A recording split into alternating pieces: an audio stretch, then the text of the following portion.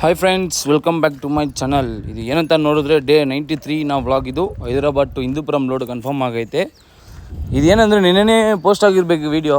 ಸ್ವಲ್ಪ ಎಡಿಟ್ ಕಾರಣದಿಂದ ಸ್ವಲ್ಪ ಲೇಟ್ ಆಯಿತು. ಯಾಕಂದರೆ ವೀಡಿಯೋ ಎಲ್ಲ ನಾನೇ ಎಡಿಟ್ ಮಾಡಿ ನಾನೇ ಎಲ್ಲ ಇದು ಮಾಡೋದು, ಅದಕ್ಕೆ ಸ್ವಲ್ಪ ಲೇಟ್ ಆಯಿತು. ಸರಿ, ಗಾಡಿ ಎಲ್ಲ ಅನ್ಲೋಡ್ ಮಾಡ್ಕೊಂಡು ಇನ್ನೇನು ಸೀದಾ ಅಲ್ಲಿಂದ ನಾವು ಸಿಟಿ ಒಳಗಡೆ ಹೋಗಬೇಕು. ನೈಟ್ 10 ಗಂಟೆ ಮೇಲೇ ಲೋಡ್ ಇರೋದು ನಮ್ಮ.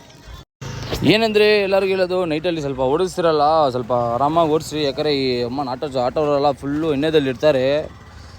ಅಮ್ಮನ ಅವ್ರು ತಪ್ಪಿದ್ರು ಸೀದಾ ನಮ್ಮ ಮೇಲೆ ಬಂದುಬಿಡ್ತಾರೆ. ಸ್ವಲ್ಪ ಹುಷಾರಾಗಿ ಓಡಿಸ್ರಿ. ಯಾಕಂದರೆ ನಾನು ಅವಾಗ ಬರ್ತಾನೆ 2-3 ಟೈಮ್ ನೋಡಿದೆ, ಆಟೋದಿರು ಎಲ್ಲ ಕುಡ್ಕೊಂಡು ಇದು ಮಾಡ್ತಾಯಿದ್ರು. ಸರಿ ಅಂತ ನಾನು ಹೋಗಿ ಪಾಯಿಂಟಿಗೆ ಹೋಗಿ ಗಾಡಿ ಬಿಟ್ಟು ಅದೇ ಅನಂತಪುರಂ ಗಾಡಿ ಲೋಡ್ ಆಗ್ತಾಯಿತ್ತು. ಸರಿ ಅಂತ ಗಾಡಿ ಸೈಡ್ಗೆ ಹಾಕೊಂಡ್ರು. ಸೈಡ್ಗೆ ಹಾಕ್ಸ್ಬಿಟ್ಟು ಹೋಗಿ ನಾಷ್ಟ ಮಾಡ್ಕೊಂಬರೋಣ ಅಂತ ಟೈಮ್ ನೋಡಿದ್ರೆ ಕರೆಕ್ಟಾಗಿ 12:30 ನಾನು ಹೋಗಿ ಊಟ ಮಾಡಿದಾಗ.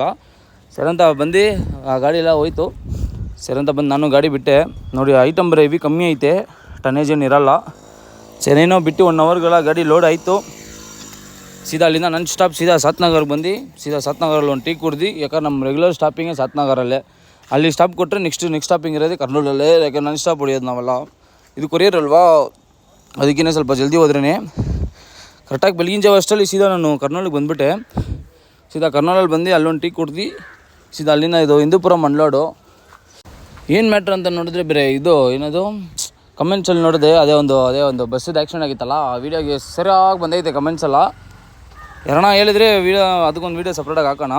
ಸರಿ ಅಂತ ಇಲ್ಲಿ ಅನಂತಪುರಂ ದಾಟ್ಕೊಂಡು ಹೋಗ್ತಾ ಇರೋವಾಗ ನೋಡಿದ್ರೆ ಏನೋ ಗಾಡಿ ಬೇರೆ ಆ್ಯಕ್ಷನ್ ಆಗಿಬಿಟ್ಟೈತೆ. ಅದಕ್ಕೆ ಅವ್ರ ಸಪೋರ್ಟಿಗೆ ಫ್ರೆಂಡ್ಸ್ ನೋಡಿ ಎಷ್ಟು ಜನ ಇದ್ದಾರೆ, ನಮ್ಮ 4-5 ಗಾಡಿಗಳು ಬಂದುಬಿಟ್ಟಿತ್ತು. ಸರಿ ಅಂತ ಅಲ್ಲಿ ಹಿಂದೂಪುರಂ ಎಂಟ್ರೆನ್ಸ್ ಆದಾಗ ನೋಡಿದ್ರೆ ನಮ್ಮೇನು ಎಲ್ಲ ಬೆಂಗಳೂರು ಬಸ್ ಇಲ್ಲೇ ಐತೆ ಅಂತ ನೋಡಿದ್ರೆ ಎಲ್ಲ ಇದು ಮಾಡ್ತಾಯಿದ್ದಾರೆ, ಡೆಮಾಲಿಷನ್ ಮಾಡ್ತಾಯಿದ್ದಾರೆ ಬಸ್ಸೆಲ್ಲ. ಸರಿ ಅಂತ ಅದು ನೋಡ್ಕೊಂಡು ಸೀದಾ ಹೋಗಿ ಪಾಯಿಂಟಿಗೆ ಬಿಟ್ಟೆ. ಗಾಡಿನ ಬಿಟ್ಟು ಒಂದು 2 ಅವರ್ಗೆ ಅನ್ಲೋಡ್ ಆಯಿತು. ಆದರೆ ಅವರು ಬಾಡಿಗೆ ಕೊಡೋಕೆ ಲೇಟ್ ಮಾಡ್ತಾರೆ. ಇದು ಏನೋ ಇವಾಗ ನೋಡಿದ್ರೆ ಇದು ಗೇಟ್ ಅಂತ ಹೇಳ್ತಾರಲ್ಲ, ಅದು ಎಂಟ್ರಿ. ಅದಕ್ಕೆ ನೋಡಿದ್ರೆ ಇವಾಗ ಫಸ್ಟ್ 200 ರೂಪಾಯಿ ಇತ್ತು, ಇವಾಗ ನೋಡಿದ್ರೆ 300 ರೂಪಾಯಿ ಮಾಡಿಬಿಟ್ಟಿದ್ದಾರೆ.